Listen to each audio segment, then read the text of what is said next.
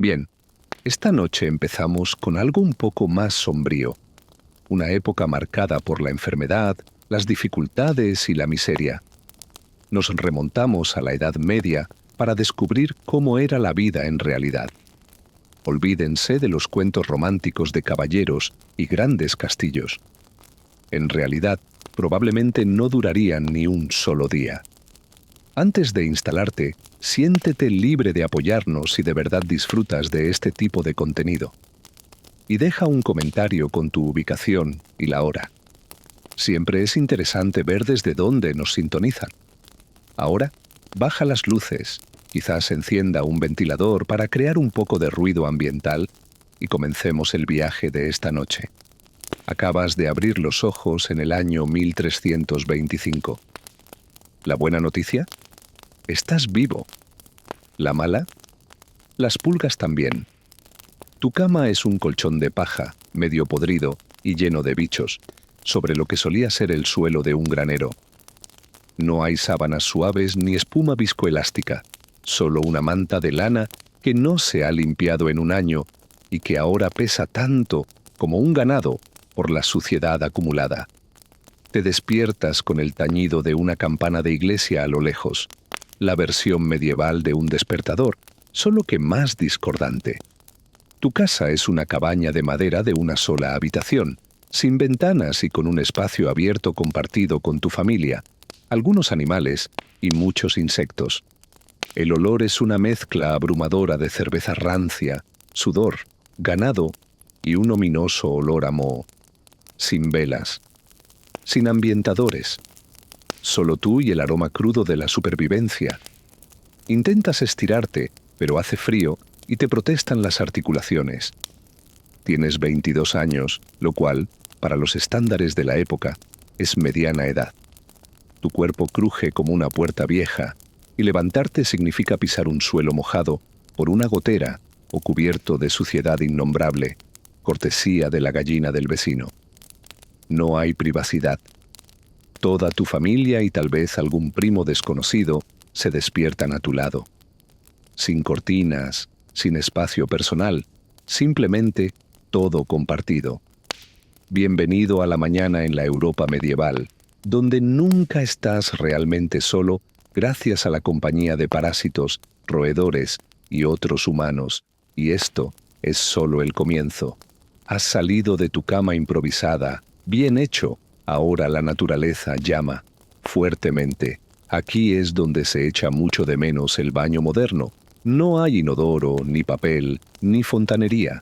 Para la mayoría de los campesinos, el baño es un cubo de madera detrás de la casa, y ya está ocupado, gracias al desafortunado encuentro de un familiar con unos nabos de dudosa procedencia. El olor es insoportable.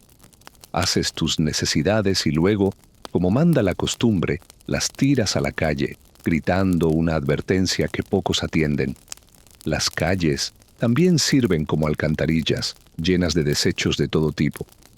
Si estás en un pueblo con letrinas públicas, te sentarás hombro con desconocidos en letrinas mal ventiladas. ¿Intimidad? Inexistente. ¿Papel higiénico? Nada. La gente se las arregla con paja, musgo, trapos o a veces lana. A veces nada en absoluto. Y si estás en un castillo, puede que tengas un simple agujero en la pared que conduce al foso. Conveniente, pero también es una posible puerta de entrada para los enemigos. Sin importar tu estatus, usar el baño es frío, común, peligroso y absolutamente desagradable. Un paso en falso y acabas boca abajo en la basura. Y ni siquiera te has cepillado los dientes. Pero ya hablaremos de eso. Sobreviviste a lo peor de la mañana. ¿Ahora quizás un desayuno caliente? No es probable. Esto es la Europa medieval. Nada es acogedor aquí. El desayuno es escaso. No hay platos gourmet ni bebidas reconfortantes. Solo un tazón de madera parece algo raspado de una bota embarrada. Bienvenidos a su ración diaria de potaje.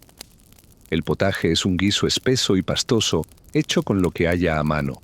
Cereales, tubérculos y, con suerte, unas legumbres. Lleva días, a veces semanas, cocinándose a fuego lento con nuevos ingredientes. Es menos una receta y más un experimento culinario continuo. Junto a él, un trozo de pan tan duro que podría detener una flecha. Hecho de centeno o cebada gruesa, a menudo mezclado con serrín, bellotas molidas o cualquier otra cosa que encuentren, porque el trigo es para los ricos. Este pan no se corta, es algo con lo que se lucha. ¿Y las bebidas? No esperes zumo de naranja ni café. Estás bebiendo cerveza. Sí, cerveza, a las 6 de la mañana. ¿Por qué? Porque el agua está llena de parásitos y suciedad. Así que empiezas el día con una cerveza floja, baja en alcohol, pero con un alto valor de supervivencia. Hasta los niños la beben. A nadie le gusta, pero al menos no te matará enseguida. ¿Quieres carne o queso? Olvídalo. Eso es para ocasiones especiales y solo si tu Señor se siente generoso. La mayoría de la gente come carne solo un puñado de veces al año. La fruta fresca es un lujo poco común y solo si está en temporada y no se ha convertido ya en vino. En cuanto a las especias, están reservadas para la realeza. Una pizca de pimienta cuesta más que todo tu sueldo mensual. La sal es tan valiosa que está guardada bajo llave. Así que te comes el pan duro, te tragas la cerveza medieval e intentas no pensar en la rata que pudo haberse comido tu guiso anoche. El desayuno no te da energía, simplemente ocurre. Y ahora que estás desnutrido, es hora de trabajar, porque tu vida depende de ello.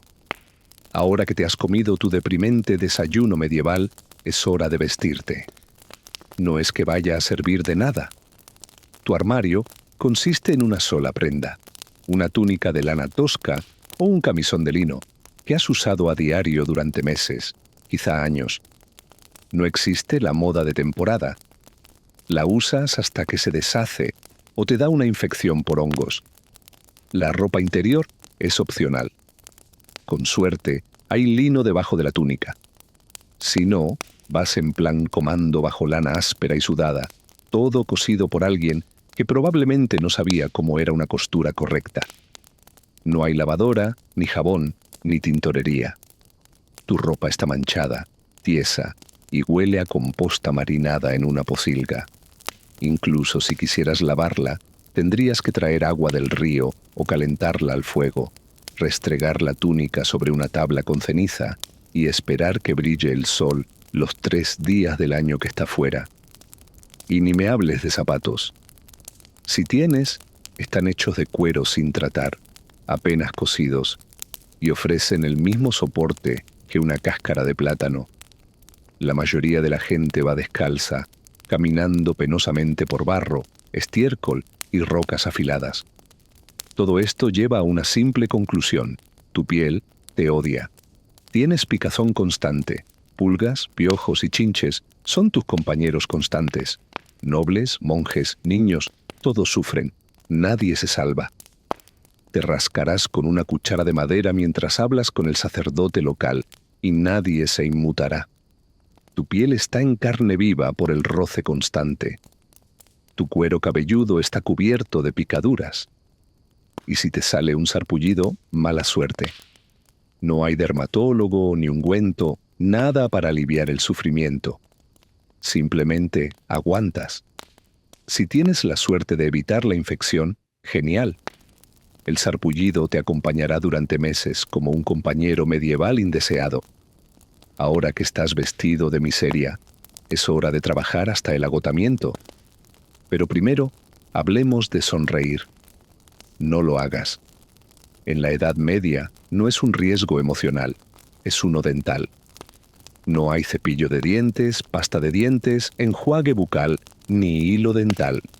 La idea de la higiene bucal es tan extraña como bañarse.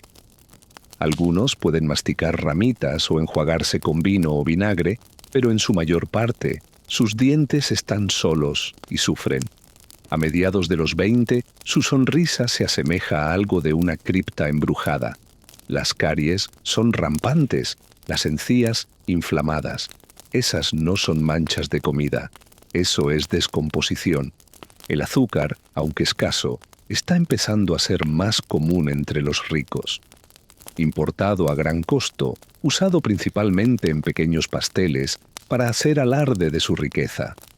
Si eres un noble, felicidades, se te pudrirán los dientes, incluso más rápido que a los campesinos. Si eres pobre, lo harás lentamente durante años de pan fermentado, gachas arenosas y masticar sin parar. ¿Dolores de muelas? Acostúmbrate. Son como la presencia constante del clima medieval, siempre acechando. El tipo de dolor que te hace considerar medidas extremas, como rezar, beber o intentar sacarte la muela con unos alicates. Y no, no es broma. Ese era el verdadero tratamiento en aquel entonces. No había dentistas, pero sí cirujanos barberos.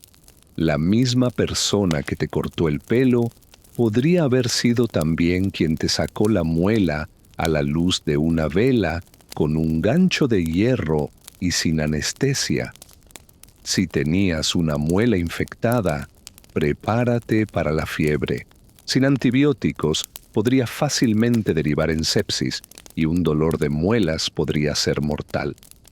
Lo mismo que nos lleva a la farmacia hoy podría haber sido fatal siglos atrás. Y socialmente, las cosas no eran mucho mejores. ¿Pesar? Olvídalo. El mal aliento era común en todas partes. Si estabas soltero, no te juzgaban por tu sonrisa, sino por tus tierras y tu ganado. En resumen, tu boca era un campo de batalla y estaba perdiendo. Ahora que te duelen los dientes, salgamos. El verdadero trabajo, ese que te desgasta, apenas empieza. No hay oficina, ni escritorio, ni descansos para tomar café, ni posibilidad de ascender. Para la mayoría, el trabajo es simple. No morir trabajando para que alguien más esté cómodo. ¿Eres un campesino? Enhorabuena. Trabajas la tierra de un señor que probablemente ni siquiera recuerda tu nombre. Te despiertas con el sol y no paras hasta que se pone.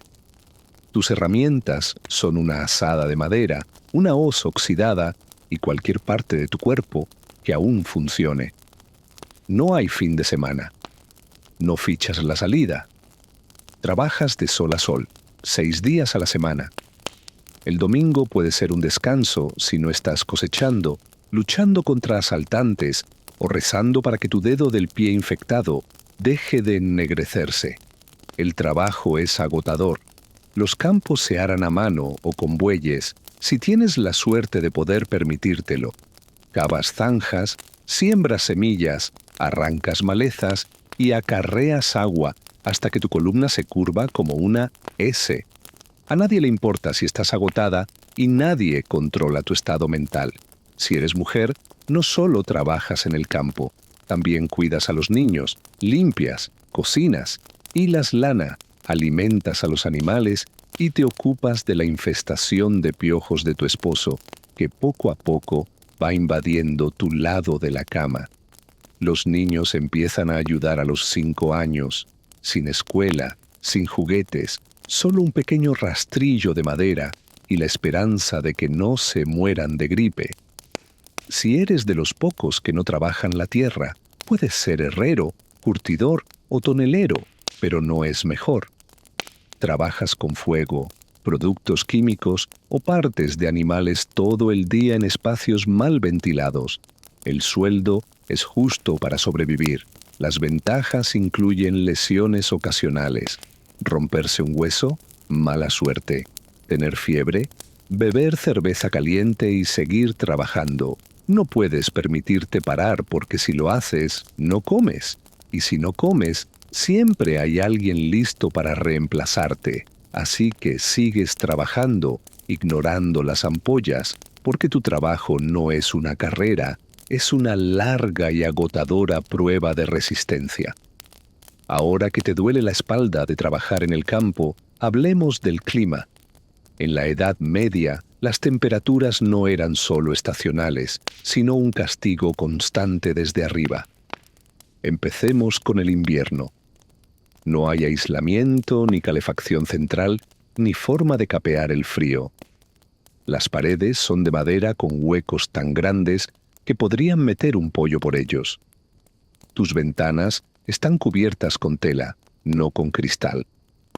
El fuego de la chimenea es una buena idea, pero no tienes suficiente leña para mantenerlo encendido, porque la madera es cara y recolectarla podría ser ilegal. Sí, podrían ejecutarte por coger el palo equivocado del bosque equivocado. Te abrigas con tu única túnica de lana húmeda, te acurrucas junto al fuego moribundo y aún así te despiertas con la nariz congelada. Tus pies están perpetuamente fríos y húmedos. Tus dedos están rígidos como pequeños polos. La congelación no es un diagnóstico, es simplemente mala suerte. Ahora pasemos al verano. ¿Suena mejor? No lo es. En verano tu casa se convierte en un horno de barro. No hay ventilador ni brisa y definitivamente ni desodorante. Sudas a través de las capas de ropa, pero no puedes quitártelas porque exponer demasiada piel es escandaloso y provoca quemaduras solares, picaduras de insectos y juicios. Las moscas pululan alrededor de tu cuerpo sin lavar y el olor a estofado de cabra sobrante fermenta en un rincón. Los mosquitos zumban a tu alrededor mientras intentas dormir, suponiendo que incluso puedas dormir con el ruido de los vecinos gritando y los bebés llorando. En el campo, el sol pega fuerte, sin protector solar, sin sombrero, a menos que te hayas hecho uno de paja, como un espantapájaros desesperado. Y lo peor, todavía tienes que trabajar. El golpe de calor se considera parte del trabajo. Así que, o te congelas en tu cuchitril, esperando que tus dedos sobrevivan al invierno, o sudas a través de tu único par de calcetines, sufriendo las rosaduras. Y no importa la estación del año, tu ropa todavía te pica, tu comida todavía, las condiciones siguen siendo terribles, y tu próxima prueba ya está lista. Bienvenido al control climático premoderno, es decir, no lo hay. ¿Sientes sed? ¿Quieres enjuagarte la cara o sacudirte esta existencia húmeda y febril? ¡Qué lástima! En esta era, el agua no es una aliada, es una asesina silenciosa. Empecemos con la bebida. Ese arroyo cercano parece prístino y tentador, como sacado de un cuento. Adelanto, no lo es. Río arriba, alguien podría haber vaciado un orinal, o peor aún, un animal muerto podría estar pudriéndose en él.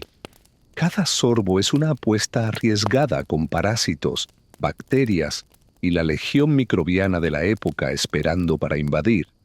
Por eso la cerveza era la bebida predilecta, incluso para los niños.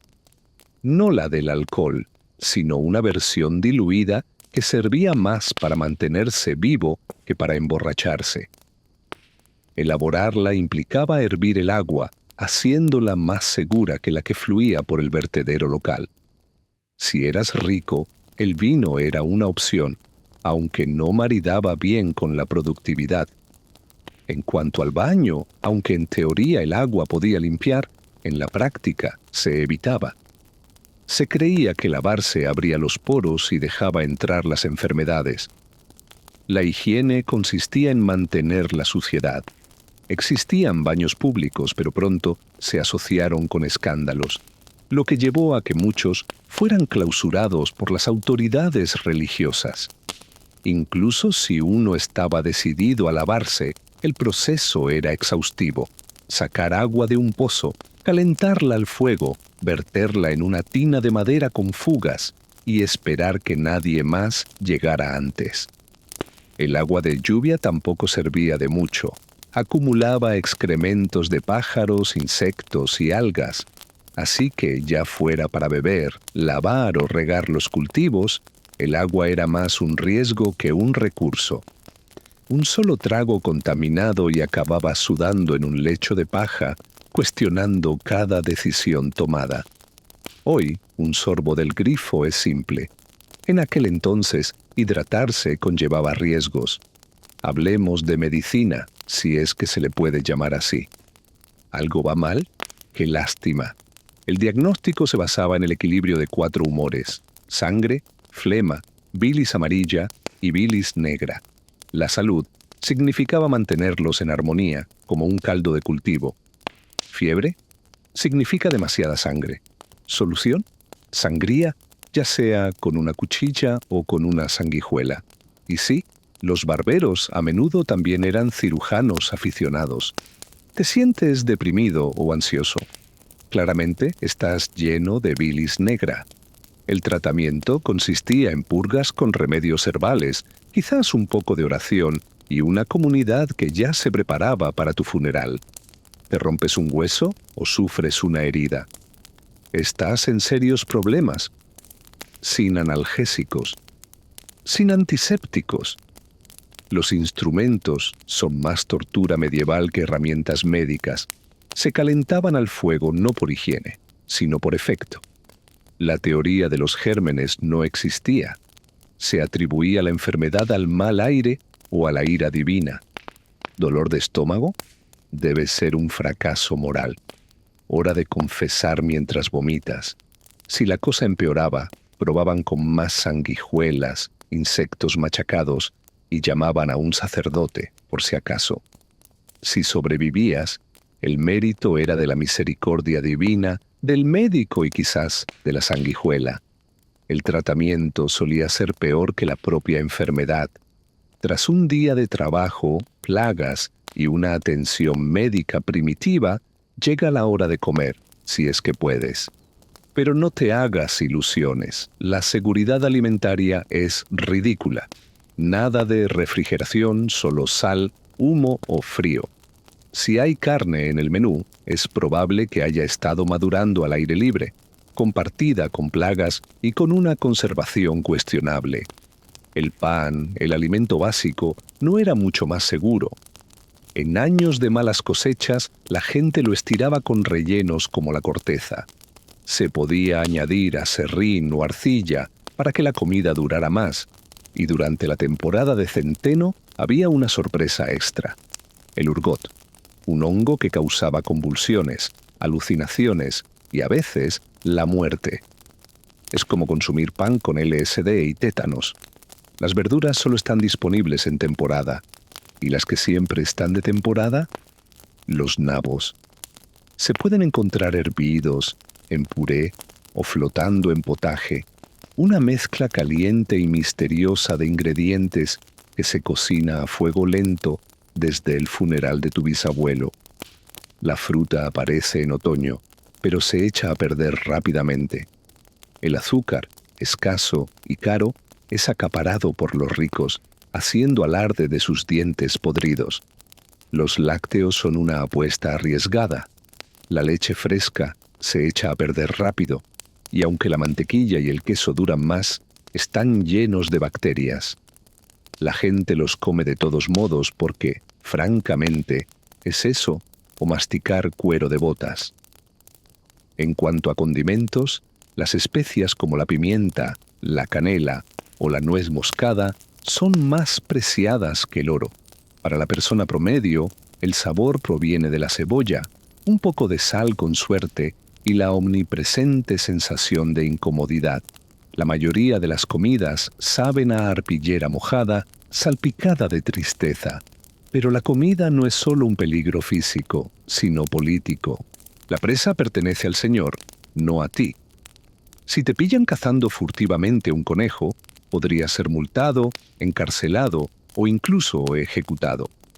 Sí, tu cena podría costarte la vida. Así que, mientras comes tu guiso gris junto al fuego, recuerda que cada bocado es un riesgo. Pero lo comes de todos modos. Porque en la Edad Media, la comida no nutre, te pone a prueba. Ya es de noche. Has trabajado duro, has aguantado y apenas has digerido tu cuestionable guiso. Quizás pienses que el día ha terminado, pero no te pongas demasiado cómodo porque Dios te está observando. También el sacerdote y tu vecina Agnes, quien te denunciará si te saltas misa. En la Europa medieval, la religión no es solo parte de la vida, es la vida misma. La Iglesia lo controla todo: tu calendario, tus leyes, tu educación, tu nacimiento, tu matrimonio y tu muerte. Es como un casero espiritual y siempre estás atrasado con el alquiler. Cada día se organiza en torno a los tiempos de oración, con la campana de la iglesia sonando por la mañana, al mediodía y por la noche. No para recordarte, sino para advertirte. Saltarse una oración es pecado. Olvidar hacer una reverencia, pecado. Comer carne el viernes, pecado. Soñar con la mujer de tu vecino, doble pecado. ¿Y el infierno? Es terriblemente real. Ríos de fuego, sangre hirviendo, demonios con horcas y lamentos interminables. Si la peste no te asusta, el miedo a la condenación eterna sin duda lo hará. No puedes leer la Biblia porque está en latín, reservada para monjes, sacerdotes y el raro niño noble. Confías en que la Iglesia te lo explique todo. Si el sacerdote dice que tu cosecha fallida se debe a que no rezaste lo suficiente, entonces es hora de rezar más. El diezmo, una décima parte de todo lo que posees, es obligatorio. Si cultivas trigo, das trigo. Si tienes gallinas, das huevos. Si no tienes nada, estás espiritualmente arruinado y financieramente condenado. Las festividades son días santos, docenas de ellas. Si bien brindan un descanso del trabajo, no son para disfrutar. Asistir a misa, ayunar, confesar los pecados y recordar que la alegría es peligrosa son las prioridades. Cuestionar a la Iglesia, peligroso. Los herejes son quemados, las brujas ahogadas, los blasfemos azotados y los escépticos corregidos rápidamente. Así que sigues los pasos. Cantas, te inclinas y rezas para que tu alma, después de soportar esta vida sucia, alcance el paraíso, si el sacerdote te favorece. Porque en la Edad Media Dios podía mostrar misericordia, pero la Iglesia ciertamente no lo haría. Si ser campesina medieval era duro, prueba ser mujer. La suciedad, el hambre y el miedo se agravan con los partos, la subyugación y la invisibilidad. Ser mujer en aquella época era como jugar al modo más difícil, sin pociones curativas ni opciones de reinicio. Desde el nacimiento, el camino de una niña está sellado: casarse joven, tener hijos, servir a su marido y morir exhausta. Educación, improbable. A menos que seas noble y te envíen a un convento, tu aprendizaje se detiene cuando sabes batir mantequilla y remendar ropa. El matrimonio es temprano, muy temprano. Estar comprometida a los 12 y embarazada a los 14 es normal.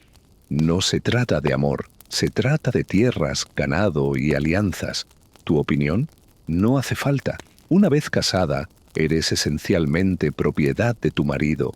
Tu trabajo es tener hijos, alimentar a todos, llevar la casa y nunca quejarte. Quejarte podría hacer que te tilden de gruñona o, peor aún, de bruja. Esa etiqueta suele venir con ahogamiento o quema, según la moda local.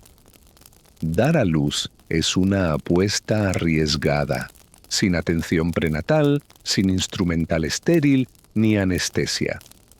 Incluso las complicaciones más leves pueden significar la muerte de la madre, del bebé o de ambos.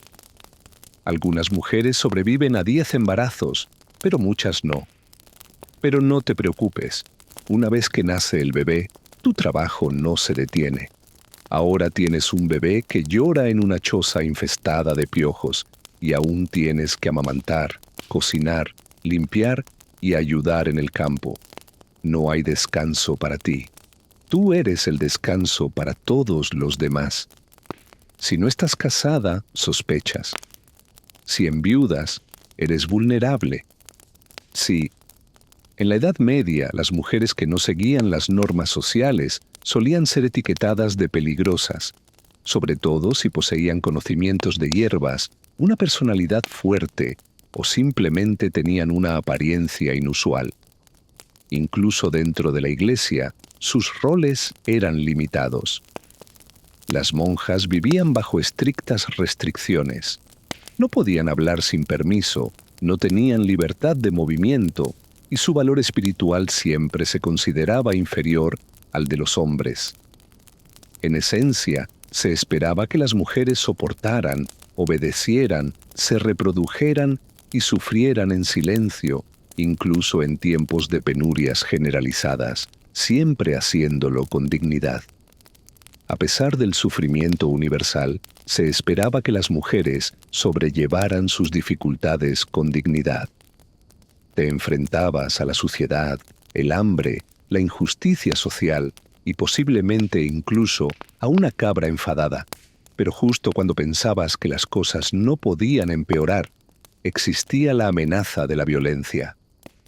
La violencia era ruidosa, sangrienta y a menudo considerada aceptable según los estándares de la época. La ley y el orden estaban definidos de forma imprecisa, y tu destino dependía principalmente del humor de tu señor local. La violencia impregnaba todos los aspectos de la vida, en casa, en las calles, en el campo de batalla, en las disputas eclesiásticas e incluso en situaciones mundanas, como esperar en el horno comunal. El crimen era común, los castigos severos, y la justicia a menudo era un mero espectáculo en lugar de protección. Si robabas una hogaza de pan, podías perder una mano. Si te acusaban de mentir, te podían perforar la lengua. Aquellos que chismeaban eran sometidos a la reprimenda del regaño, una máscara de metal atada a la cabeza para silenciarlos. En caso de acusaciones graves, herejía, robo, brujería, la forma de demostrar la inocencia era mediante la tortura. Un método consistía en meter la mano en agua hirviendo para extraer una piedra. Si salías ileso después de 3 días, te consideraban inocente, si no, culpable. Otro método consistía en arrojarte a un río. Si te hundías, eras inocente, pero probablemente muerto. Si flotabas, eras culpable y serías castigado de todas formas. Era como un concurso medieval, donde la supervivencia era el premio y las probabilidades estaban en tu contra. Las ejecuciones eran eventos públicos, con multitudes vitoreando mientras se ahorcaba, decapitaba o quemaba viva a las personas, a veces acompañadas de refrigerios. La violencia doméstica era común, y los esposos tenían el derecho, y a veces la obligación, de disciplinar a sus esposas e hijos.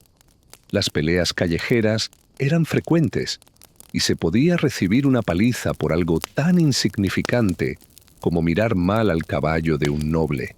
Las guerras, alimentadas por disputas territoriales, feudos y cruzadas religiosas, eran una amenaza constante. La sociedad se basaba en la violencia, y todos vivían conscientes de que la vida era frágil, la justicia arbitraria, y que el vecino podía perjudicar por una disputa insignificante. Sobrevivir a la rutina diaria de piojos, sanguijuelas y condiciones de vida brutales significaba soportar una vida corta e incierta. La esperanza de vida promedio rondaba los 30 a 40 años, pero esta cifra se veía distorsionada por la alta mortalidad infantil. Casi la mitad de los niños morían antes de cumplir los 5 años. Las enfermedades, la desnutrición o un invierno severo podían acabar con una vida rápidamente. Si sobrevivías a la infancia, llegabas a la edad adulta ya agotado por el duro trabajo. A los 25, tu cuerpo se desmoronaba. Te faltaban dientes, dedos y cualquier optimismo juvenil.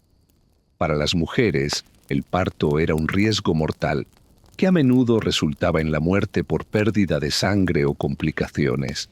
Los hombres se enfrentaban a sus propios peligros, como accidentes agrícolas, infecciones por heridas leves y violencia vecinal o guerra.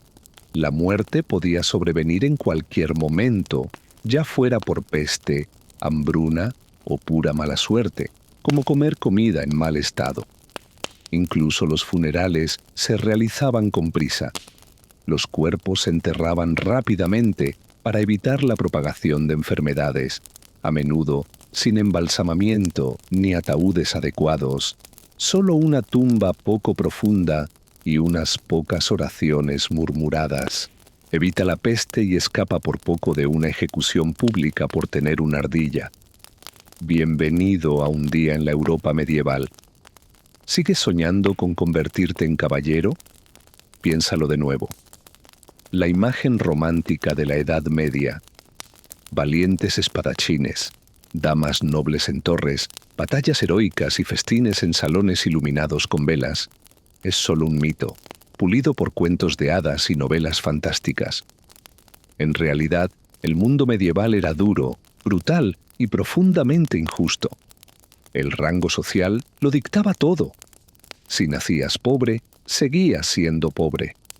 Si nacías rico, tenías más posibilidades de sobrevivir, pero seguías estando a un paso de morir por una mala comida o una herida infectada. Ni siquiera los nobles estaban a salvo de las dificultades. Los castillos eran frías fortalezas de piedra llenas de pulgas, humo y matrimonios concertados políticamente.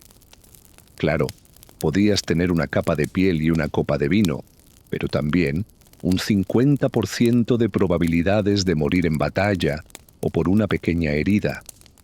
No era precisamente un lujo. Estos llamados tiempos más sencillos distaban mucho de ser sencillos. La vida era implacable. Todo llevaba más tiempo, dolía más y conllevaba riesgos, desde el parto hasta la alimentación. La supervivencia, no el ocio, definía la vida. Y si encontrabas un momento de tranquilidad para soñar con algo mejor, no había mucho que pudieras hacer al respecto. Sin movilidad social, sin medicina moderna, ni internet para curar esa extraña erupción.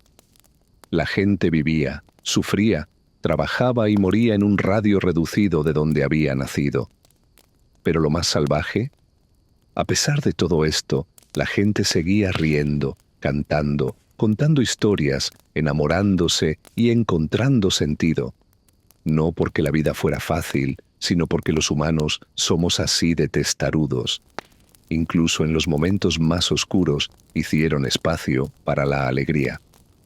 Así que esta noche, cuando te acomodes en tu cama limpia con comodidades modernas como plomería, antibióticos y calefacción, quizás dediques un momento a apreciar el mundo moderno y a los ancestros que lucharon contra las enfermedades, el hambre y el feudalismo para que tú no tuvieras que hacerlo.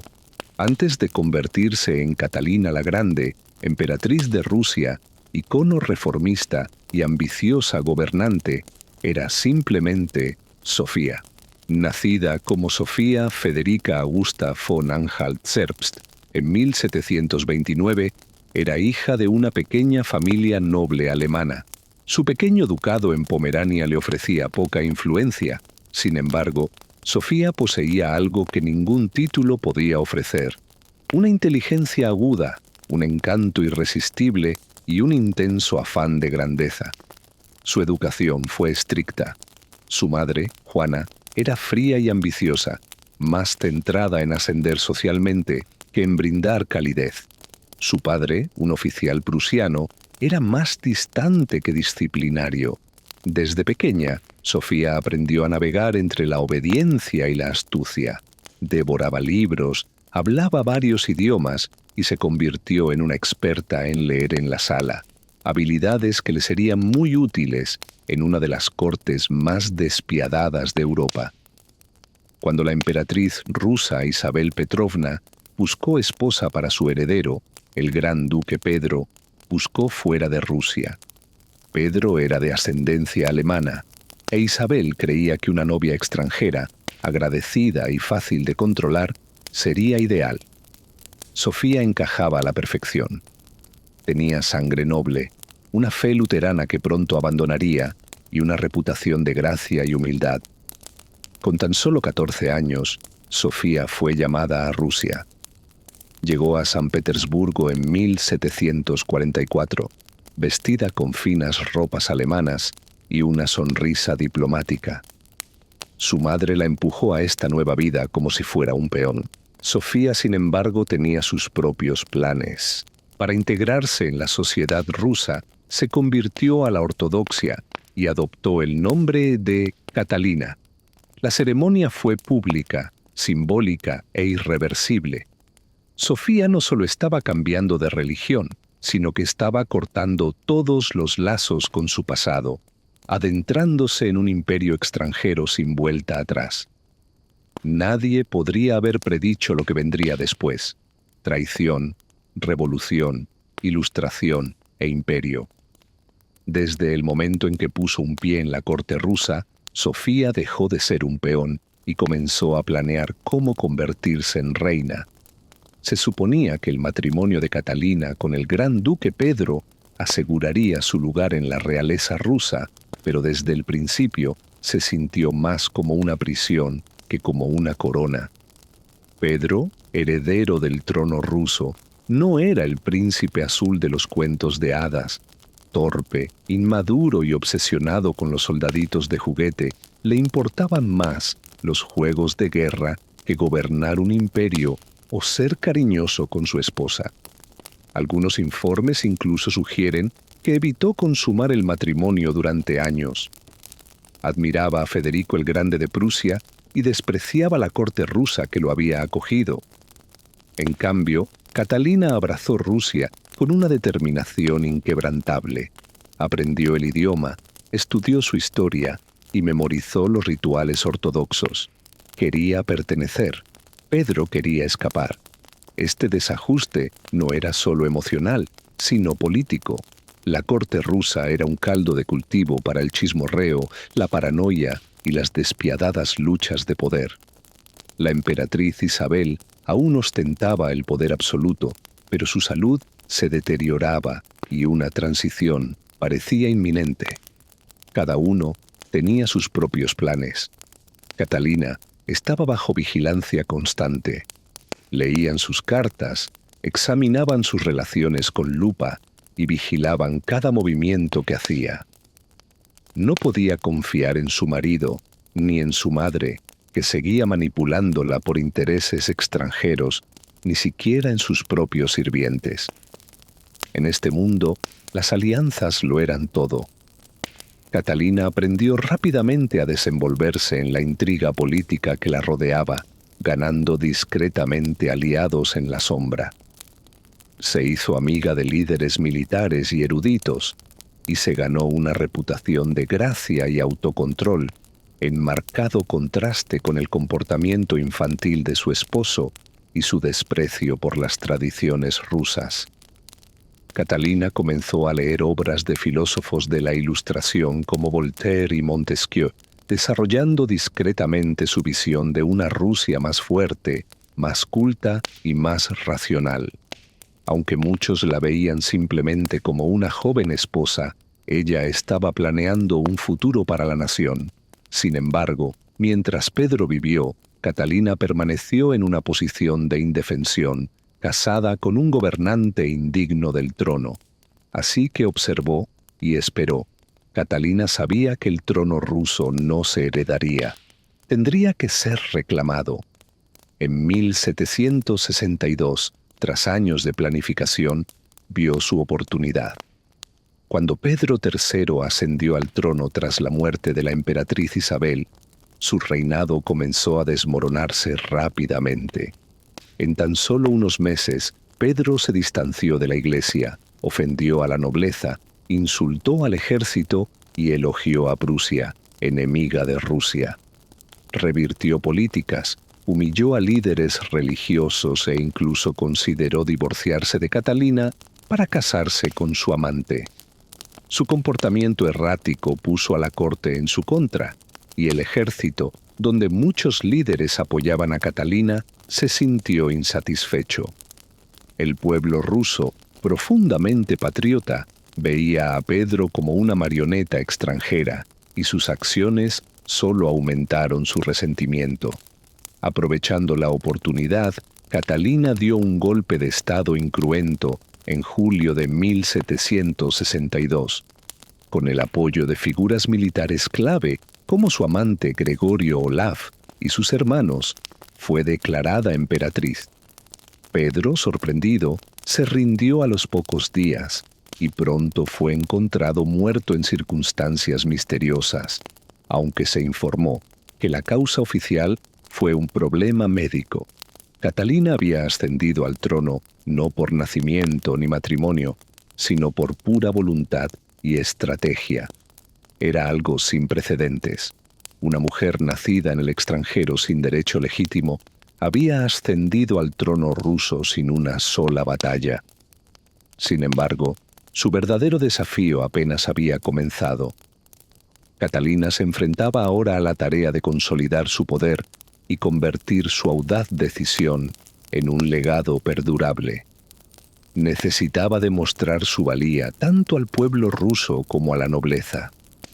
Podría mantener unido el imperio y evitar correr la misma suerte que su esposo. Catalina sabía que el poder obtenido mediante la manipulación podía perderse fácilmente, así que se centró en gobernar no con astucia, sino con visión. Su reinado transformaría a Rusia en un imperio más fuerte e ilustrado. En lugar de simplemente disfrutar del poder del trono, Catalina aspiraba a transformar Rusia en todos los aspectos, no solo militar o político, sino también intelectual. Mientras Pedro admiraba a Federico el Grande y sus conquistas militares, Catalina idolatraba a pensadores ilustrados como Voltaire y Diderot. Creía en la razón, el progreso y la educación, y consideraba que el monarca debía servir al pueblo, incluso si gobernaba con poder absoluto. Catalina no solo leyó filosofía ilustrada, sino que la abrazó. Mantuvo correspondencia con Voltaire durante más de 15 años, defendiendo su régimen autocrático, e invitó a Diderot a su corte, llegando incluso a comprar toda su biblioteca para apoyarlo. A puerta cerrada, estudió con detenimiento textos legales y trabajó en reformas para modernizar Rusia. Una de sus primeras iniciativas fue la creación de la Comisión Legislativa en 1767, un audaz intento de reescribir el código legal ruso. La Instrucción de Catalina sirvió como manifiesto político, abogando por la igualdad ante la ley, la abolición de la tortura y la responsabilidad de los gobernantes de servir al pueblo. Para un gobernante de la Rusia del siglo XVIII, esto era revolucionario. Sin embargo, Catalina comprendió el desafío de implementar tales ideales en un vasto país feudal y conservador. Si bien abogó por la reforma, actuó con cautela. Redujo ciertas formas de tortura, expandió la educación secular y construyó escuelas y bibliotecas, pero también se aseguró de que la nobleza mantuviera el control sobre sus siervos, manteniéndolos así leales. El equilibrio de Catalina entre los ideales de la Ilustración y el gobierno práctico continuó durante todo su reinado. Fue una reina filósofa en público, pero una emperatriz pragmática en privado. Su visión para Rusia era audaz, pero siempre mesurada, combinando ideología y supervivencia. No buscaba convertir a Rusia en una potencia puramente europea, sino modernizarla a su manera, combinando reformas con un control firme. Las ambiciones de Catalina iban más allá de reformar Rusia internamente. Buscaba expandir la influencia de Rusia y convertirla en un imperio que inspirase respeto y temor en otras naciones. Donde Pedro el Grande había abierto una ventana a Occidente, Catalina aspiraba a derribar las murallas. Bajo su liderazgo, el territorio de Rusia se expandió como nunca antes. Luchó en guerras no solo para proteger su trono, sino para transformar el mapa de Europa. Una de sus campañas más cruciales fue contra el Imperio Otomano. Estas guerras, que abarcaron las décadas de 1760 y 1770, no se limitaron a la posesión de territorios, buscaban ejercer influencia. Catalina se posicionó como la salvadora de los cristianos ortodoxos, bajo control musulmán, y como la legítima guardiana de Europa del Este. Con la ayuda de generales como Alexander Suvarov y Gregory Pemkin, Rusia se apoderó de territorios cruciales como Crimea, la costa norte del Mar Negro, y obtuvo acceso a puertos de aguas cálidas, un anhelado objetivo de los zares rusos. Estos triunfos no fueron solo militares, sino simbólicos. Cada victoria transmitía que Rusia ya no era la nación distante y atrasada de Europa. Se había convertido en una potencia continental. También dirigió su atención hacia Occidente. Mediante una serie de estrategias diplomáticas, Catalina ayudó a orquestar las particiones de Polonia, dividiendo la vacilante mancomunidad polaco-lituana con Austria y Prusia. Para cuando se produjo la tercera partición en 1795, Polonia había sido borrada del mapa y Rusia obtuvo vastos territorios nuevos y millones de nuevos súbditos. Pero Catalina no solo se expandió con ejércitos, también se expandió a través de ideas.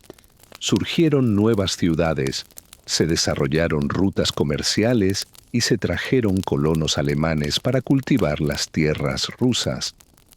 El imperio se transformó en una extensión diversa que se extendía desde el helado Báltico hasta el soleado Mar Negro. A lo largo de todo esto, Catalina siguió siendo la figura central, supervisando informes, emitiendo directivas y controlando la forma de su creciente imperio. Su influencia se extendió más allá de los mapas.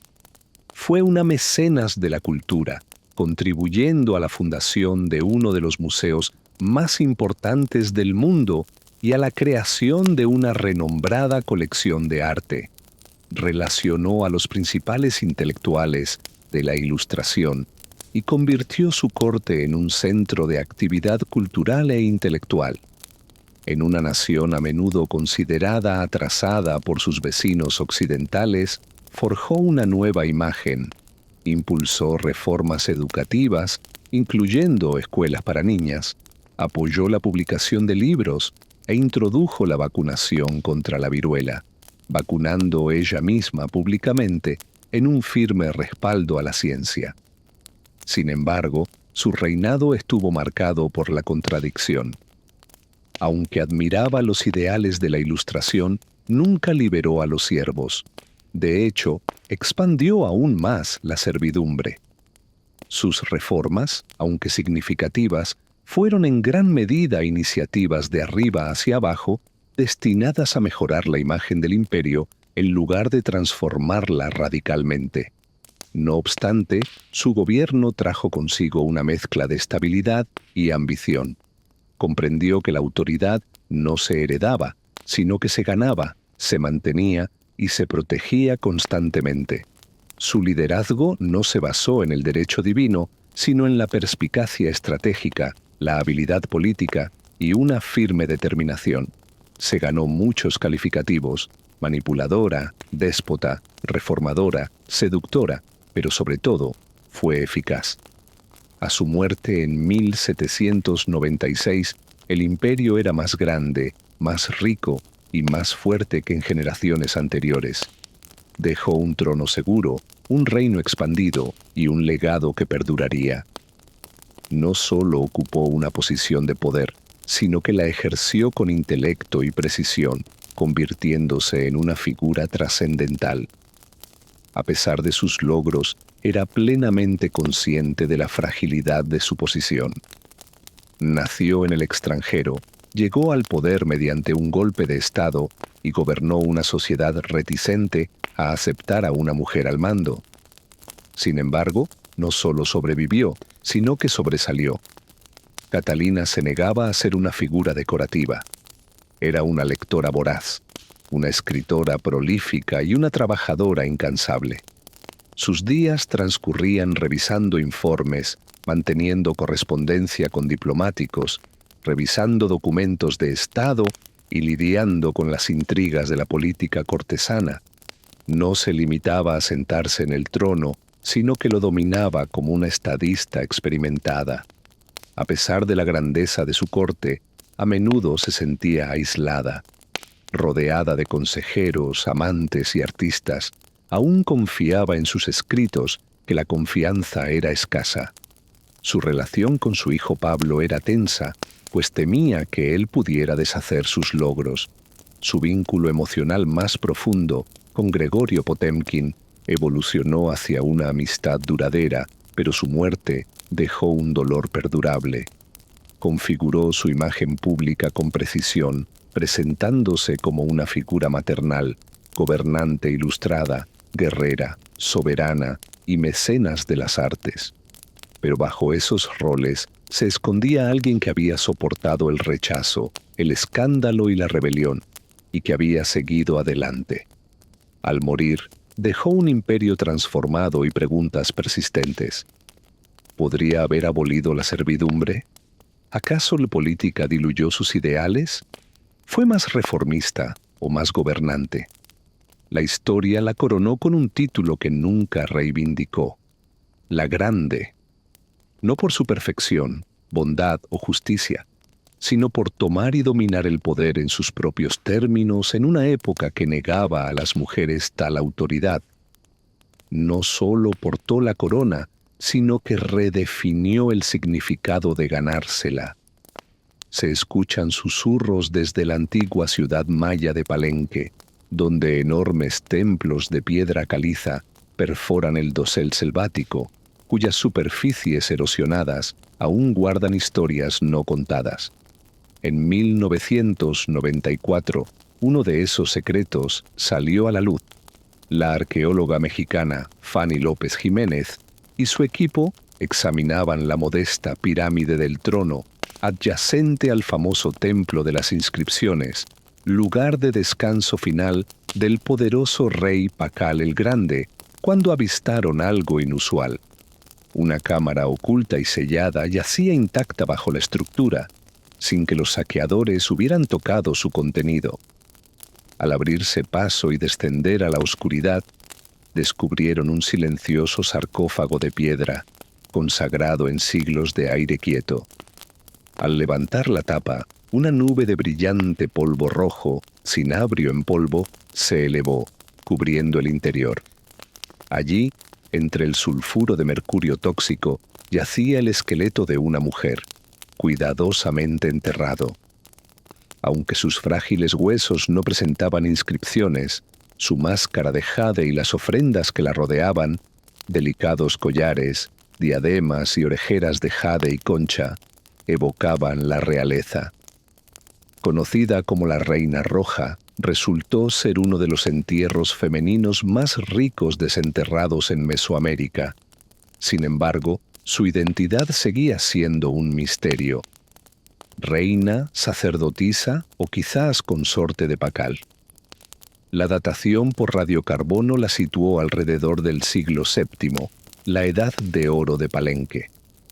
A diferencia de la mayoría de las tumbas mayas, la suya había sido ocultada y sellada deliberadamente, lo que sugería un propósito ritual y espiritual más que una mera ceremonia.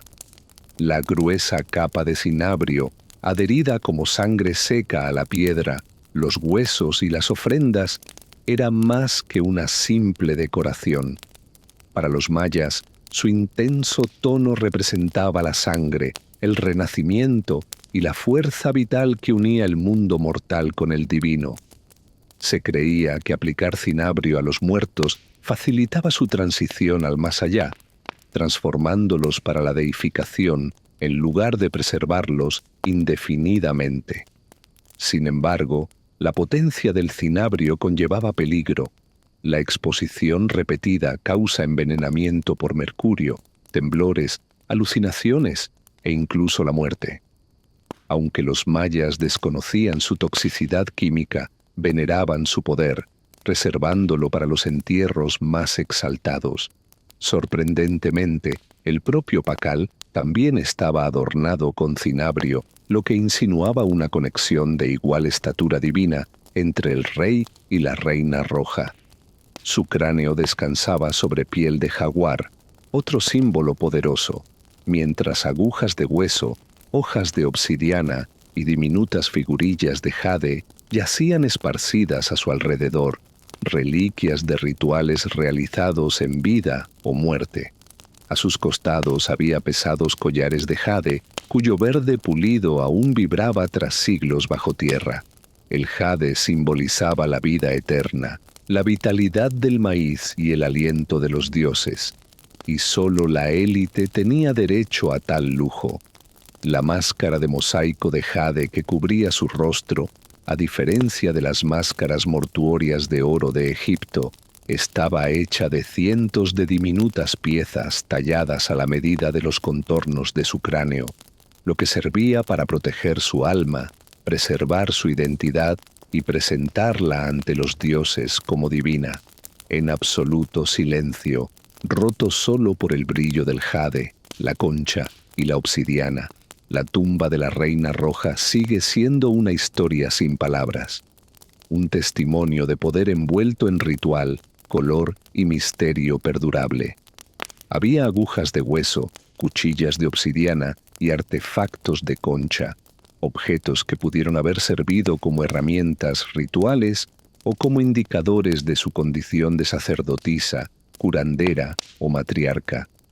Un alfiler de hueso mostraba grabados tenues, pero deliberados, un sutil eco de su presencia a través del tiempo.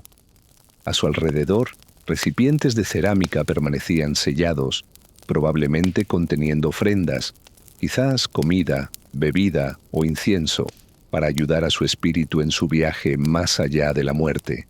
Los mayas veían el más allá como un viaje peligroso y complejo, lleno de pruebas. Estos objetos no eran ornamentales, sino esenciales. La tumba en sí misma se percibe deliberada y personal, sin extravagancias, pero con una profunda intención espiritual. Sin oro ni vehículos de estatus, solo objetos seleccionados a propósito que conforman un mapa espiritual. A través de estos artefactos emerge su comprensión de la muerte, no como un fin, sino como una transferencia de poder. No fue sepultada para ser olvidada, se la estaba preparando para la transformación. A pesar de la majestuosidad del entierro, persiste una ausencia, su nombre.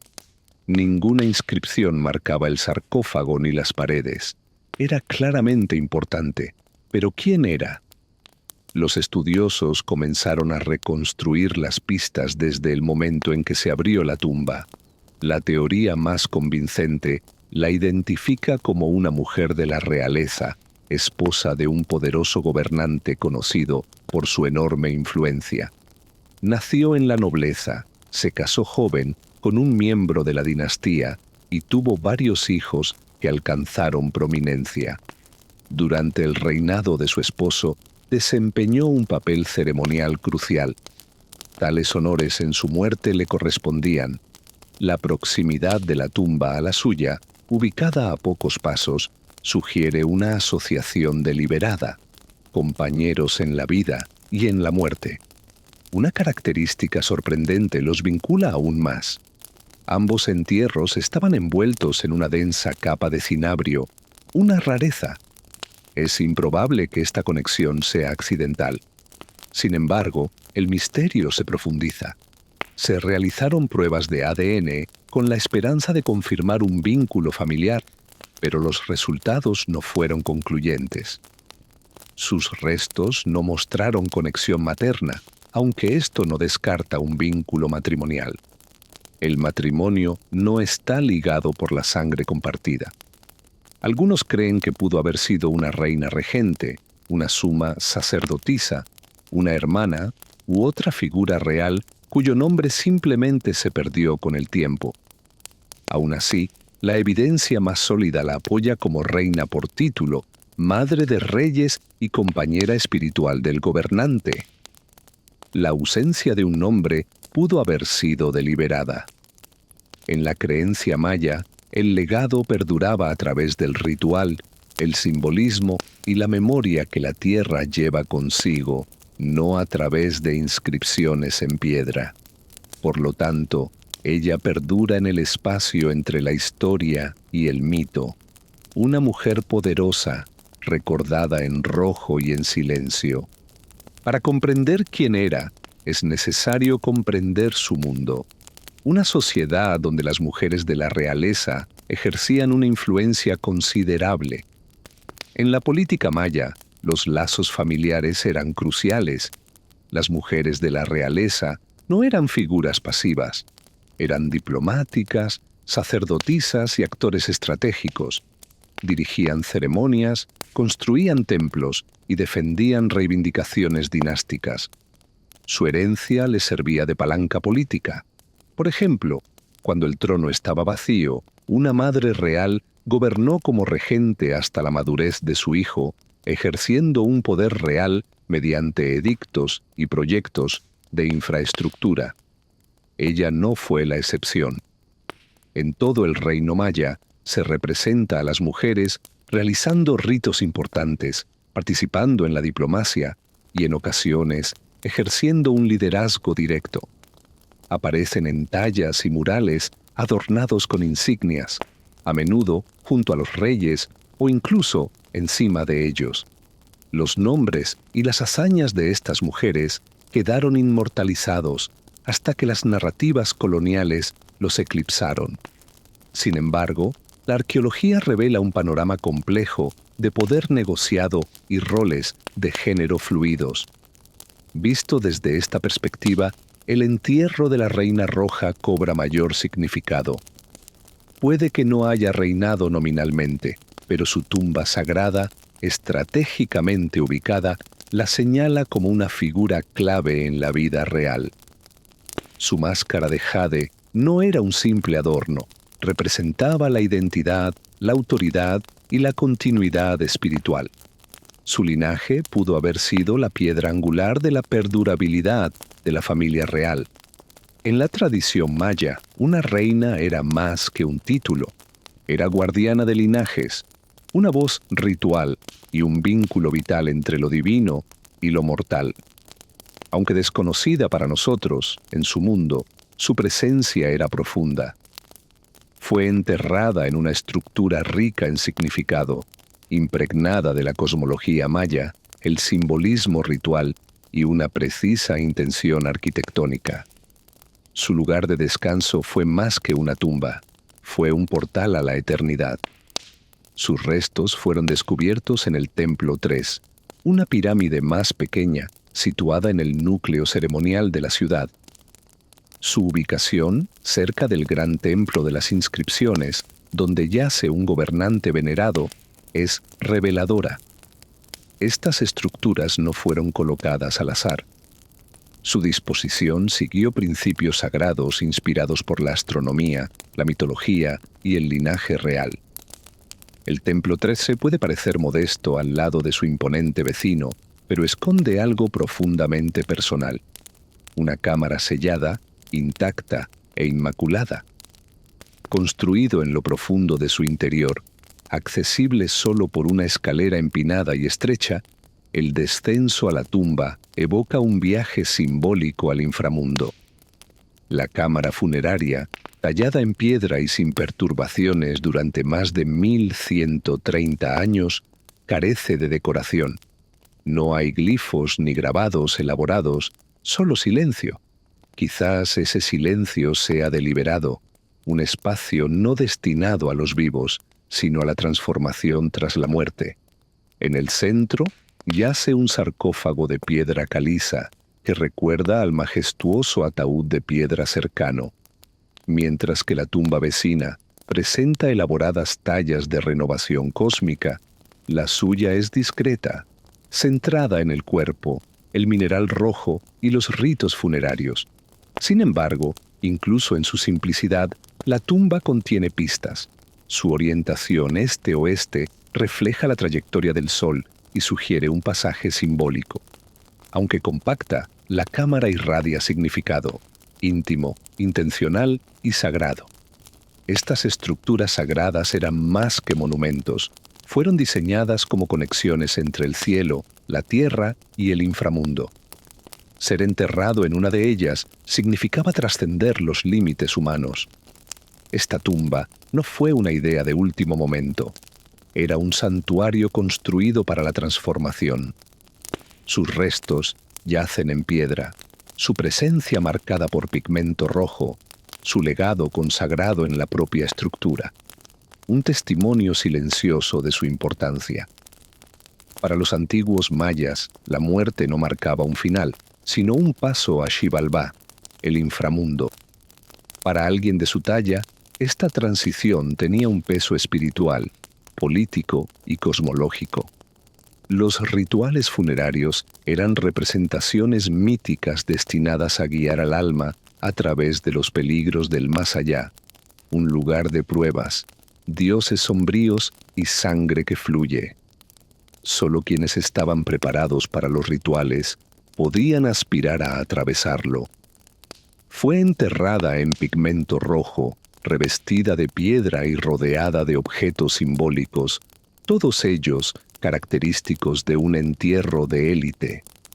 El descubrimiento de agujas de hueso y hojas de obsidiana sugiere actos de autosacrificio, ya sea realizados en vida o recreados simbólicamente en su muerte para fortalecer su espíritu.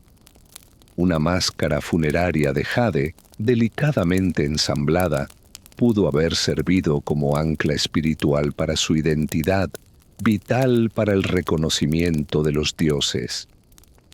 Es probable que las vasijas de cerámica contuvieran sustancias nutritivas para su viaje al más allá: cacao, maíz, agua o pulque. Artículos como espinas de raya o trompetas de concha podrían haber funcionado como instrumentos sagrados, mensajeros divinos o símbolos rituales. Esto no fue una despedida, sino una metamorfosis. Los mayas veían la muerte como la siembra de una semilla, el entierro como cultivo y el más allá como renovación. La realeza era vista como la encarnación terrenal de deidades que, al morir, regresaban a sus orígenes divinos. Ella, vestida de rojo, colocada en una pirámide y honrada con ofrendas sagradas, estaba preparada para el renacimiento, no como una simple mortal, sino como alguien entrelazada con el sagrado ciclo cósmico. Cerca se encuentra otra tumba icónica de Mesoamérica, la de Kinich Yanab Pakal, un líder venerado cuyo entierro en el Gran Templo es famoso por su magnitud y profundidad espiritual. Sin embargo, lo que distingue a su tumba no es solo su contenido, sino también su ubicación. Oculta en un templo adyacente a este legendario entierro. En una ciudad donde la alineación arquitectónica seguía principios celestiales y míticos, esta proximidad era deliberada, una afirmación grabada en piedra. Muchos investigadores sugieren que era una reina, quizás la consorte del gobernante cercano. Si bien su tumba carece de inscripciones, los paralelismos son convincentes. Ambas fueron envueltas en rojo, enterradas en pirámides, adornadas con jade y recibieron los más altos honores.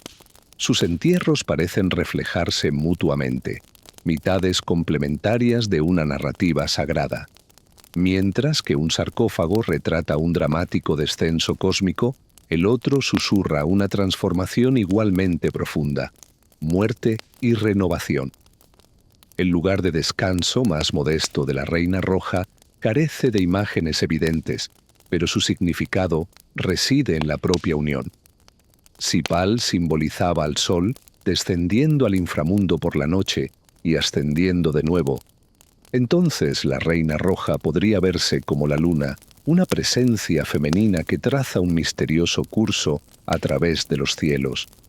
Juntos representaban un equilibrio cósmico, masculino y femenino, soberano y consorte, sol y luna, estructura y ceremonia.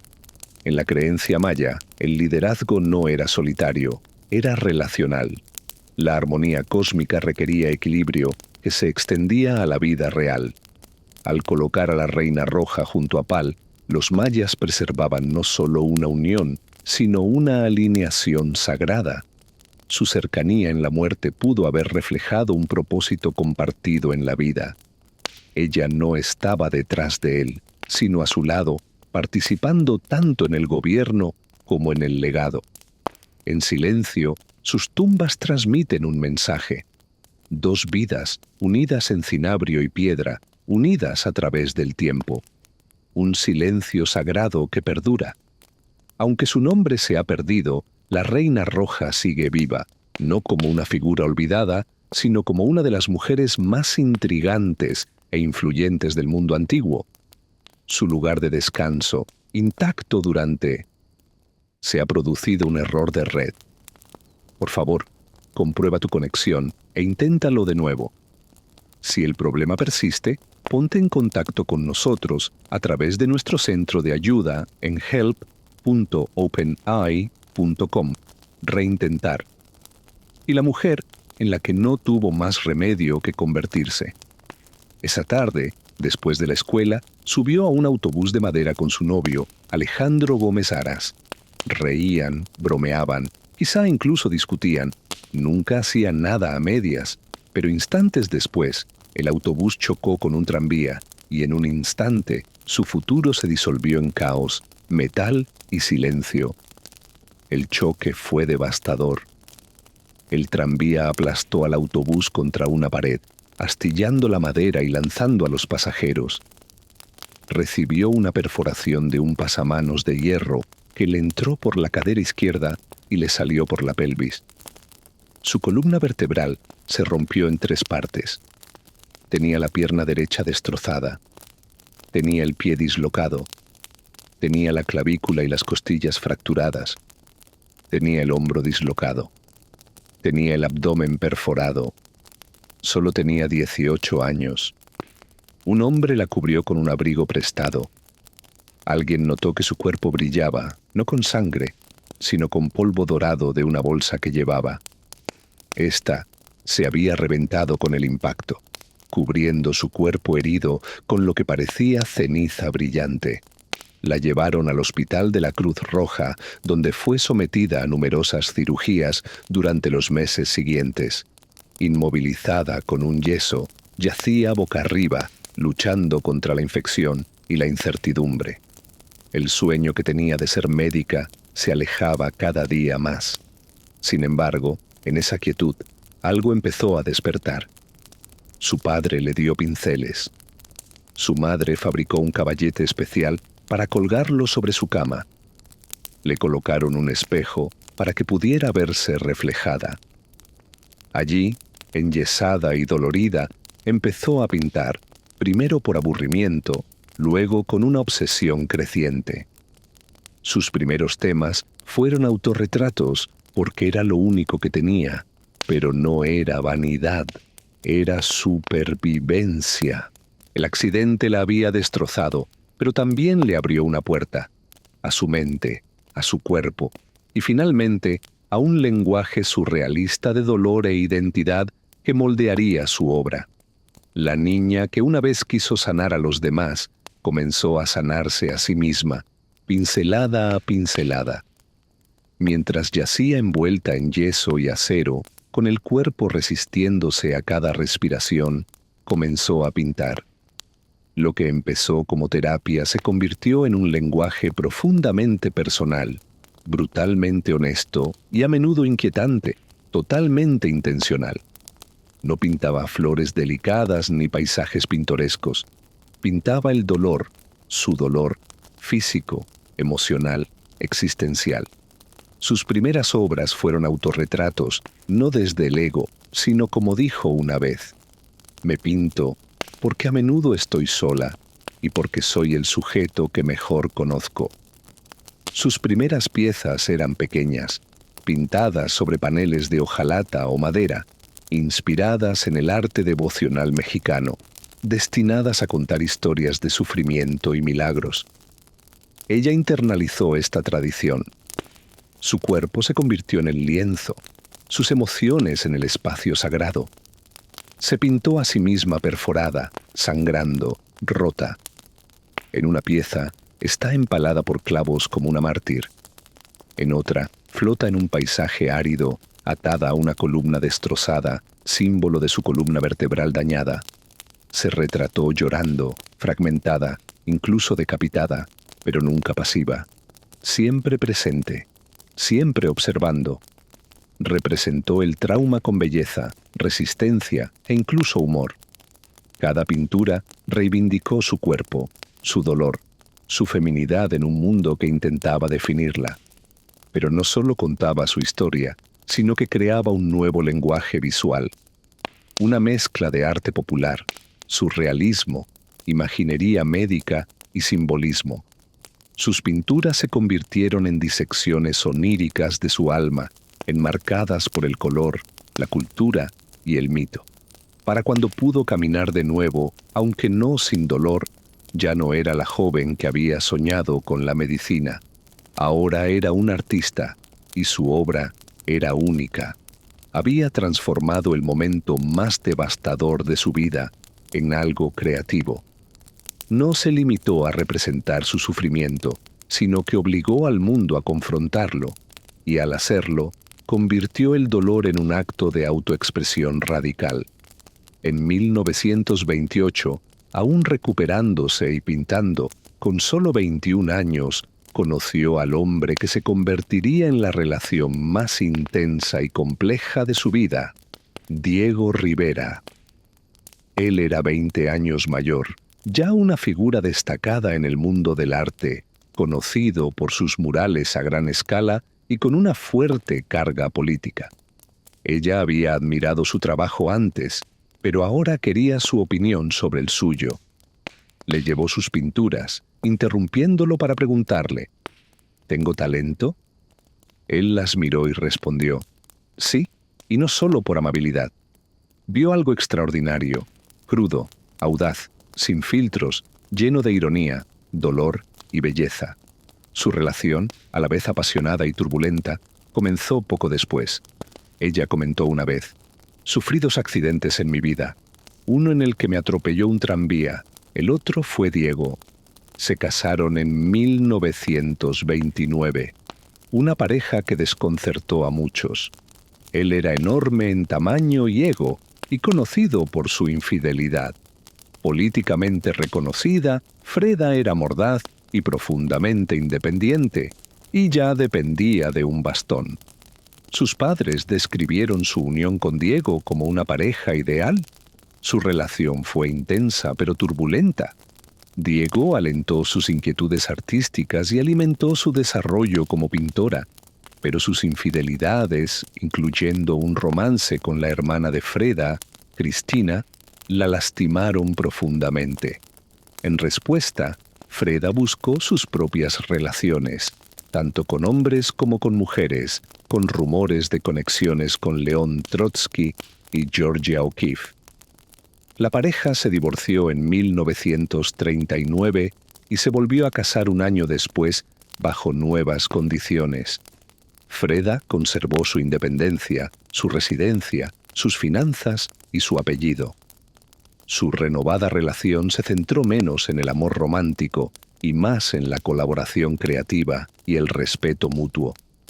A pesar de la traición y las heridas emocionales, Diego siguió siendo una figura central en su vida, provocándola, desafiándola, pero también creyendo en ella, como artista, revolucionaria y una mujer capaz de transformar el mundo de la pintura. Su vínculo estaba lejos de ser tranquilo, pero era inolvidable. En la década de 1930, Freda acompañó a Diego a San Francisco, Detroit y Nueva York, mientras él trabajaba en importantes proyectos murales. Estos viajes la expusieron a la industria estadounidense, la opulencia y las contradicciones del capitalismo, dejándola desilusionada. Orgullosa nacionalista mexicana y comunista comprometida, se sintió atraída por las tradiciones indígenas. La riqueza que vio en Estados Unidos, particularmente durante la Gran Depresión, chocaba con sus valores. En sus cartas se burlaba del materialismo y la superficialidad de la cultura estadounidense, añorando la crudeza, el color y las paradojas de México. Mientras Diego creaba murales masivos, Freda se centró en obras más pequeñas e íntimas sobre hojalata y lienzo. Surgió su estilo único, agudo, surrealista y con una gran carga emocional. Muchos de sus icónicos autorretratos provienen de este periodo, no como actos de vanidad, sino de supervivencia. A través de ellos exploró su identidad, moldeada por el dolor físico, las cirugías y un aborto espontáneo en Detroit. Sus retratos eran crudos, revelando su sufrimiento y fortaleza con una honestidad inquebrantable. En una poderosa pieza se representó en una cama de hospital rodeada de símbolos de pérdida. Fue vívida, emotiva y sin filtros. Al regresar a México, Freda se sumergió en la política de izquierda. Ella y Diego acogieron a León Trotsky durante su exilio. Sus vestidos tradicionales tijuanenses eran expresiones políticas y culturales, no mera moda. Su arte era inseparable de sus creencias. Su cuerpo, identidad e ideología estaban entrelazados. Mientras Diego retrataba revoluciones en murales, Freda retrataba sus consecuencias. Cuerpos fragmentados, mentes quemadas y una inquebrantable autoconciencia. Ante el exilio y la enfermedad, se convirtió en un símbolo de resistencia a través de su arte. A finales de la década de 1930, Freda ya no era solo la compañera de Diego, se había convertido en una figura influyente.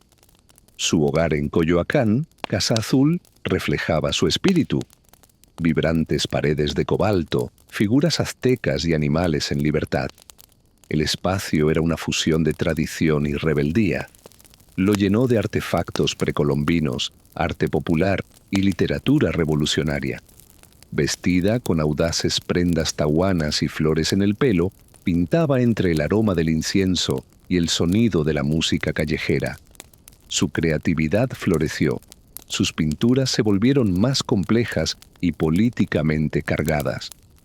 En una sola pieza, retrató dos versiones de sí misma, una europea, sangrando, y una indígena, fuerte, expresando su identidad dividida y su historia personal. En 1939 expuso en París, donde se ganó la admiración de artistas notables por su visión única. Sin embargo, rechazó ser etiquetada como surrealista, insistiendo en que no pintaba sueños, sino su propia realidad. Su arte capturaba la esencia de México, no una imagen idealizada, sino una cultura dinámica y viva. Su obra rebosaba significado: esqueletos, colibríes, corazones, espinas, maíz y sangre.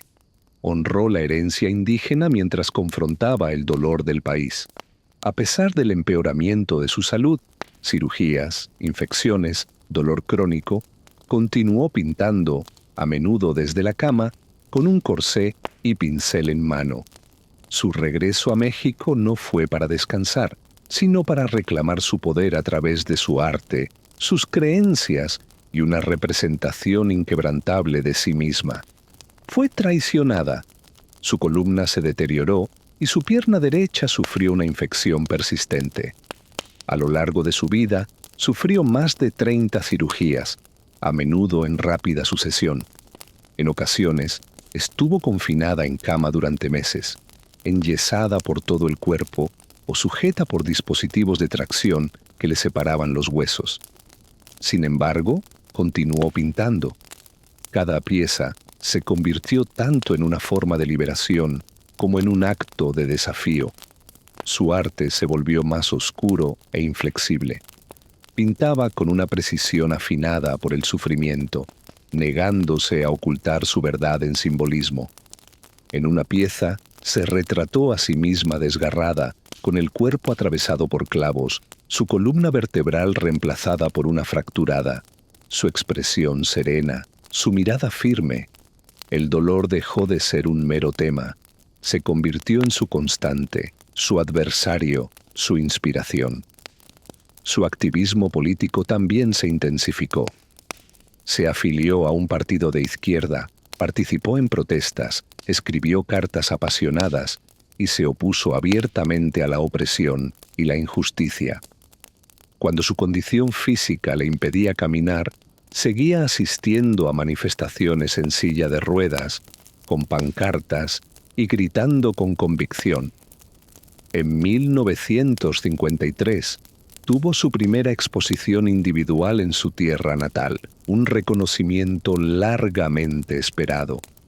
Sus médicos le desaconsejaron asistir debido a su frágil salud. Sin inmutarse, llegó en ambulancia, tendida en una camilla, colocada en el centro de la exposición. Ataviada con atuendos tradicionales y rodeada de sus propias creaciones, recibió a los invitados con tequila, risas y una mirada inconfundible. Sus últimas pinturas eran evocadoras, pero a la vez infantiles. En una, se representaba con un aparato ortopédico de acero, abrazada por manos protectoras, rechazando los símbolos de opresión. Su última obra conocida fue un bodegón de sandías rebanadas, en el que se leía «Viva la vida». Incluso ante la proximidad de la muerte, se mantuvo audaz, alegre y comprometida políticamente.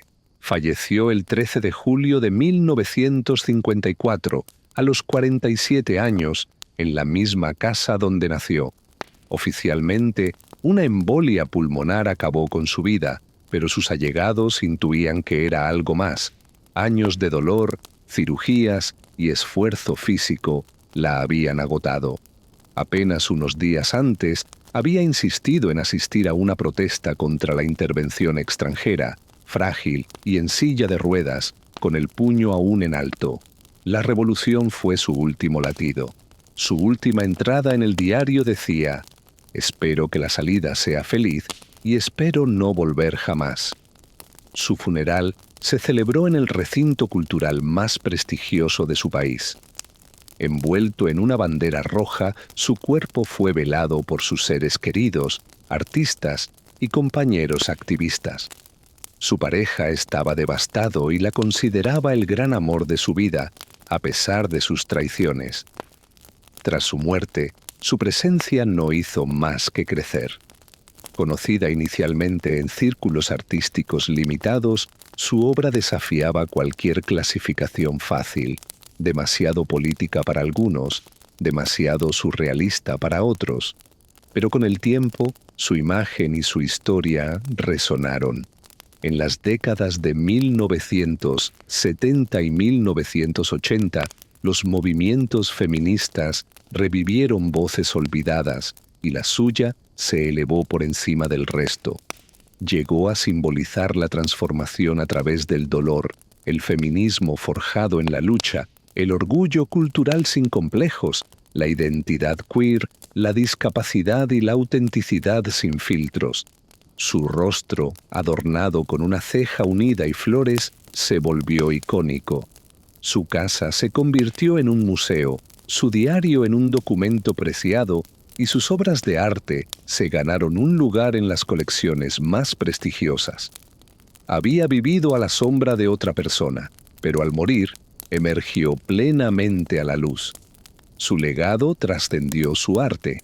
Dejó un espejo, desafiando a todos a mirarse no con lástima ni miedo, sino con valentía. Hoy, su rostro aparece en todas partes, en ropa, murales, juguetes, medios digitales y carteles. Pero lo que le da verdadero poder a su legado no es el mero reconocimiento, es la verdad que yace bajo su imagen. Nunca buscó la perfección, rechazó el conformismo, aceptó lo que la hacía diferente, su discapacidad, su identidad, sus convicciones, su herencia, y lo transformó en arte perdurable. Se convirtió en un emblema global de resistencia, feminismo identidad cultural y valentía creativa. Para las comunidades queer, se erige como un ícono audaz y bisexual. Para las mujeres, un recordatorio de que el poder no necesita aprobación. Para los artistas con discapacidad, evidencia de que el dolor puede impulsar la creación. Y para su país, sigue siendo una figura folclórica querida, una parte eterna de su alma. Antes descartadas por demasiado extrañas o demasiado íntimas, sus pinturas ahora son veneradas como obras maestras. En este mundo, obras como los dos autorretratos con collar de espinas y colibrí y la columna rota no son simplemente observadas, sino que son profundamente sentidas por cualquiera que haya soportado el dolor y haya buscado transformarlo en algo significativo. Ella vivió al margen y los puso en el foco. Encarnó la contradicción. Una comunista adornada en oro, una mujer traicionada que aún así encontró el amor, un cuerpo fragmentado que lleva un espíritu indestructible. A través de todo, pintó no solo con color, sino con un propósito inquebrantable. Frida Kahlo nunca pretendió ser un ícono, simplemente expresó su verdad. Y al hacerlo, habló por innumerables personas que nunca habían visto sus experiencias reflejadas en el arte. Hoy, su rostro representa valentía, vitalidad, desafío. Frida no está perdida en el tiempo, es eterna, querida, una parte eterna de su alma. Antes descartadas por demasiado extrañas o demasiado íntimas, sus pinturas ahora son veneradas como obras maestras. En este mundo, obras como los dos autorretratos con collar de espinas y colibrí y la columna rota no son simplemente observadas, sino que son profundamente sentidas por cualquiera que haya soportado el dolor y haya buscado transformarlo en algo significativo. Ella vivió al margen y los puso en el foco. Encarnó la contradicción. Una comunista adornada en oro, una mujer traicionada que aún así encontró el amor, un cuerpo fragmentado que lleva un espíritu indestructible. A través de todo, pintó no solo con color, sino con un propósito inquebrantable. Frida Kahlo nunca pretendió ser un ícono, simplemente expresó su verdad. Y al hacerlo, habló por innumerables personas que nunca habían visto sus experiencias reflejadas en el arte. Hoy, su rostro representa valentía, vitalidad, desafío. Frida no está perdida en el tiempo, es eterna, querida, una parte eterna de su alma. Antes descartadas por demasiado extrañas o demasiado íntimas, sus pinturas ahora son veneradas como obras maestras. En este mundo, obras como los dos autorretratos con collar de espinas y colibrí y la columna rota no son simplemente observadas, sino que son profundamente sentidas por cualquiera que haya soportado el dolor y haya buscado transformarlo en algo significativo. Ella vivió al margen y los puso en el foco. Encarnó la contradicción. Una comunista adornada en oro, una mujer traicionada que aún así encontró el amor, un cuerpo fragmentado que lleva un espíritu indestructible.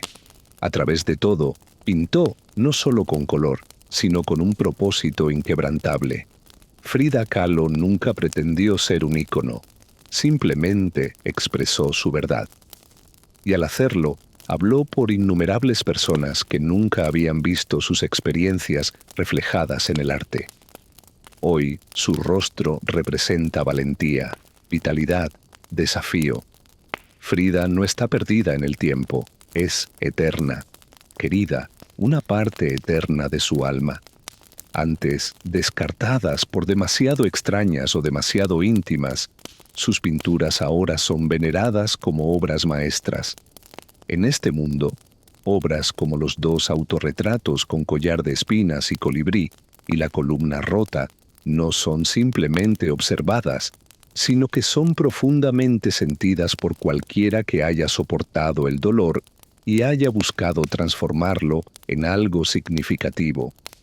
Ella vivió al margen y los puso en el foco. Encarnó la contradicción.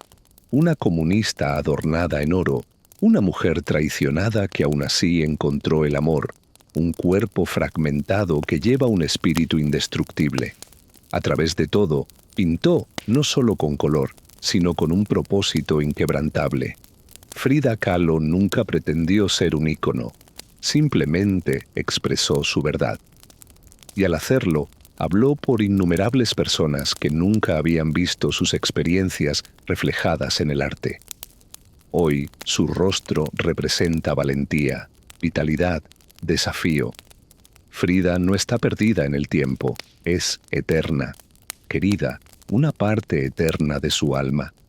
Antes, descartadas por demasiado extrañas o demasiado íntimas, sus pinturas ahora son veneradas como obras maestras. En este mundo, obras como los dos autorretratos con collar de espinas y colibrí y la columna rota no son simplemente observadas, sino que son profundamente sentidas por cualquiera que haya soportado el dolor y haya buscado transformarlo en algo significativo. Ella vivió al margen y los puso en el foco. Encarnó la contradicción. Una comunista adornada en oro, una mujer traicionada que aún así encontró el amor, un cuerpo fragmentado que lleva un espíritu indestructible. A través de todo, pintó no solo con color, sino con un propósito inquebrantable. Frida Kahlo nunca pretendió ser un ícono, simplemente expresó su verdad.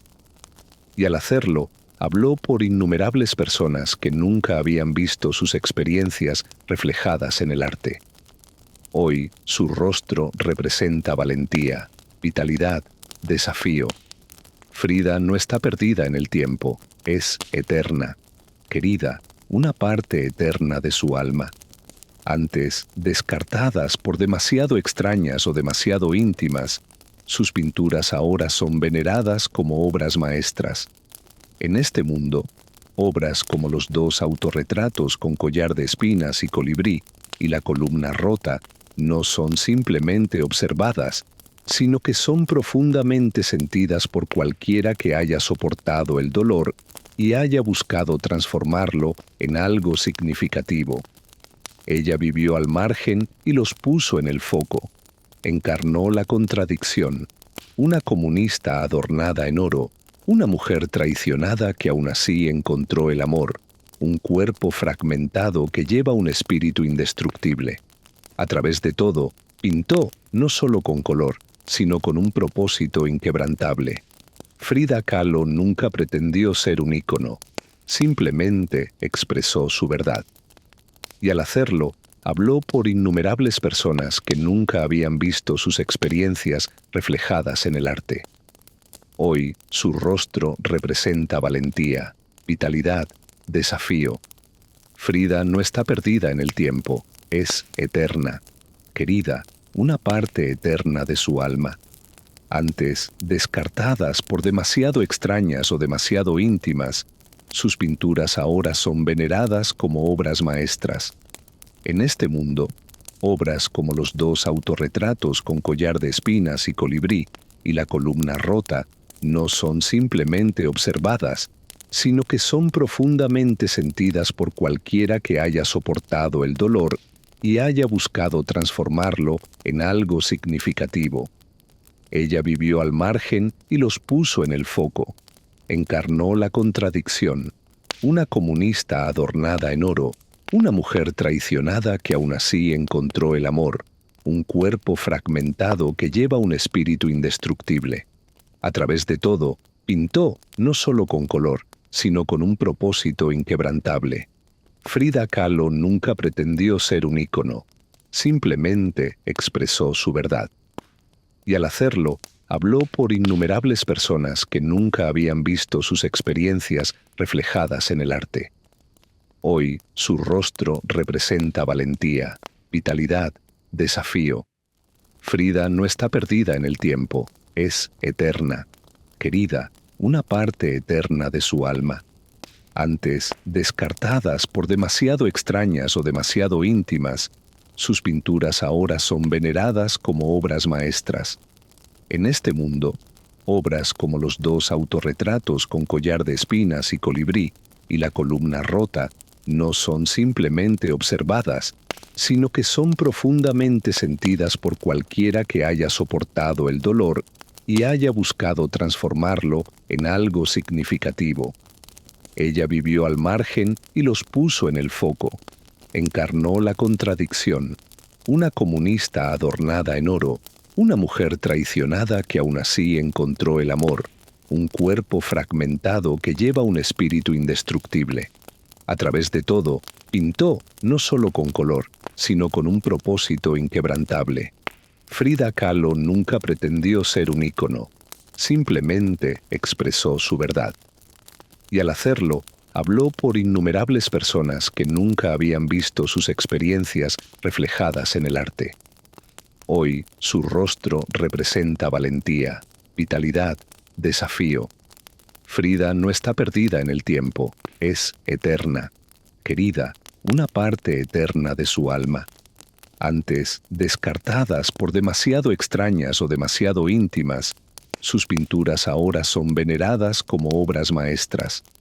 En este mundo, obras como los dos autorretratos con collar de espinas y colibrí y la columna rota no son simplemente observadas, sino que son profundamente sentidas por cualquiera que haya soportado el dolor y haya buscado transformarlo en algo significativo.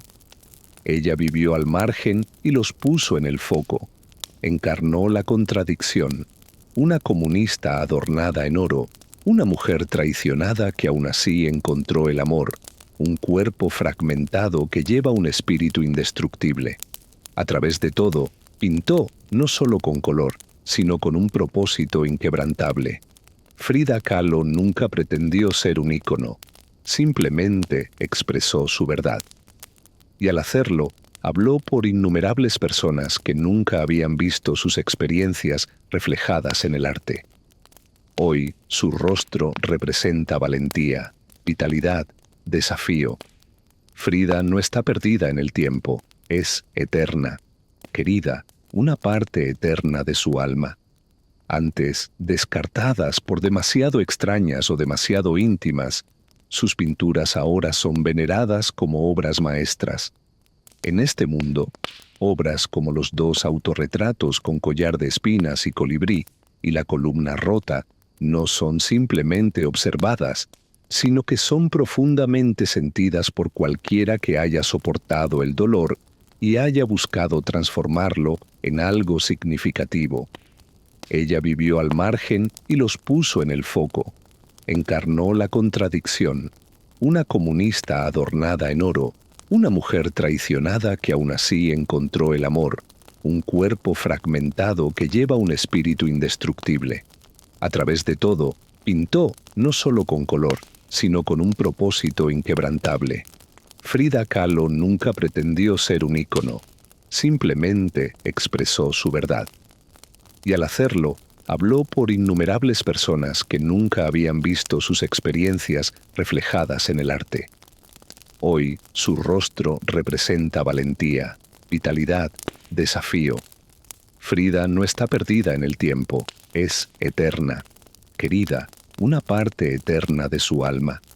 Antes, descartadas por demasiado extrañas o demasiado íntimas, sus pinturas ahora son veneradas como obras maestras.